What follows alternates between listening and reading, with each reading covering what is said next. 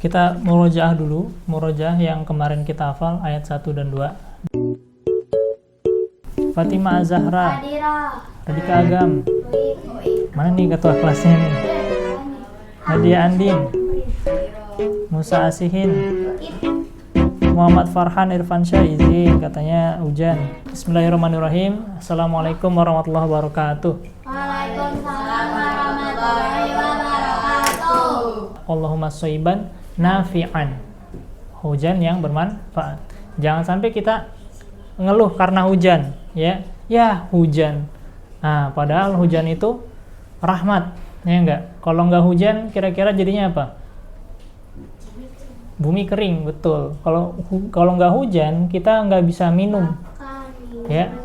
Karena salah satu sumber air minum kita ya dari air hujan yang disuling. Dan salah satu pelajarannya adalah seorang penuntut ilmu itu harus berkorban untuk berjalan untuk mencari ilmu. Apa yang dilakukan Nabi Musa? Nabi Musa jalan, ya, ini kan Nabi Musa jalan sampai ketemu apa? Dua laut yang bersatu. Yang bertemu, ya, dua lautan yang bertemu. Nah, itu sekelas Nabi Musa. Nabi Musa itu seorang rasul, ya. Nabi Musa aja jalan menuntut ilmu, nyari ilmu dia, ya. Jalannya aja nggak tahu. Kalau kita kan ke sini TPQ tahu ya. Oh, TPQ-nya ada di sini di Batu Raya. Kita tinggal jalan ke sini nyampe. Tapi Nabi Musa nggak tahu tuh di mana Nabi Khidir. Yang pasti dia jalan aja. Karena pencari ilmu adalah dia yang harus jalan, bukan gurunya yang jalan. Tapi gurunya yang samperin gurunya. Nah, Nabi Musa jalan sampai berjauh-jauh lah ya, berkilometer mungkin ya, sampai di sebuah pertemuan dua lautan yang dimana ikannya di situ hilang, ya enggak? Nah, jadi di situ hikmahnya salah satunya adalah seorang pencari ilmu, penuntut ilmu harus rela berkorban untuk jalan ke tempat ilmunya, ke tempat mencari ilmunya, ke TPQ atau ke sekolah. Walaupun tadi hujan. Baik, kita lanjutkan di fikih sholatnya. Dibuka bukunya fikih sholat. Kita sudah sampai kemarin syarat sah sholat dan batasan aurat. Syarat sah sholat ada 5, apa aja? Mengetahui masuk sholat, suci dari hadas kecil, hadas besar.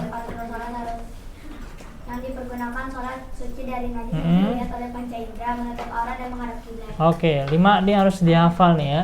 Jadi batasan aurat laki-laki adalah pusar paha sampai lutut. Pusar berarti di sini. Pusar, paha sampai lutut. Nah, karena juga gitu kalau main futsal, karena biasanya pakai training yang panjang. Akhwat, kalau perempuan auratnya sampai mana? Dari kepala sampai kaki. Tuh. Kecuali telapak tangan Dan wajah. Nah, seluruh tubuhnya aurat kecuali telapak tangan dan wajah. Terutama kita disuruh yang perempuan, bukan kita sih ya, kakak enggak, perempuan saja. Kalian maksudnya disuruh untuk memakai jilbab, hijab atau jilbab atau kerudung ya. Namanya ada macam-macam. Yang pasti kita harus menutup kepala kita. Sampai mana kepalanya ditutup? Sampai menutup dada. Ayatnya ada lagi nanti di surat An-Nur lagi. Ya, betul. Lebih panjang lebih bagus. Jadi jangan malu kalau pakai hijab yang panjang. Yang paling kakak risih sekali pakai jilbab nih, tapi lehernya kelihatan. Iya bang, itu pakai pasmina tuh kayak gitu. Nah, itu pasmina namanya. Nah, itu nggak syar'i banget gitu ya. Dipakai jilbab tapi salah jilbabnya gitu ya. Jadi pakai jilbab nih, tapi lehernya kelihatan, padahal leher itu aurat bagi wanita, ya. Terus pakai jilbab misalkan, tapi rambutnya masih kelihatan, sama aja. Kan yang ditutupin rambut sampai dada semuanya. Nah itu rambutnya kelihatan. Nah itu juga nggak bagus, ya. Belum kan kalau misalkan celana olahraga kan ketat ya, ketat banget gitu kan. Nah itu juga nggak bagus secara syariat, karena nggak boleh membentuk lekukan badan tuh nggak boleh membentuk sebenarnya. Maka kita usahakan gitu ya, minta sama ibu kita, Bu beliin dong yang agak lebaran, ya, nggak ngepres banget paha kita ngepres, terus ini kaki ngepres gitu kan.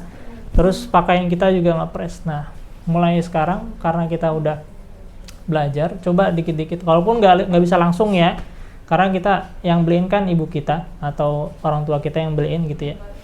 Kalau nggak bisa langsung, dikit-dikit kasih tahu, edukasi orang tua kita ya, Bu, kasih linknya aja Shopee-nya, Bu, belian kayak gini dong gitu kan, yang lebih syar'i gitu.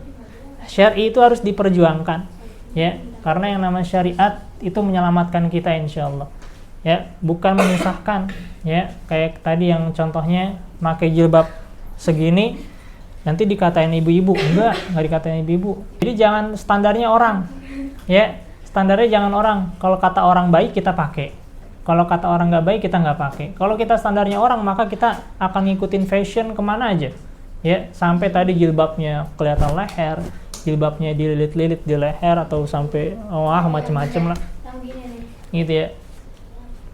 Sekarang yang sampai di halaman 12, sholatnya orang yang tidak mengetahui arah kiblat. Ini udah kakak pernah bahas ya kemarin ya, kakak baca aja. Bagi orang yang tidak bisa mengetahui arah kiblat karena mendung ataupun kondisi malam, maka diharuskan bertanya kepada seseorang yang bisa menunjukkan kepadanya arah kiblat.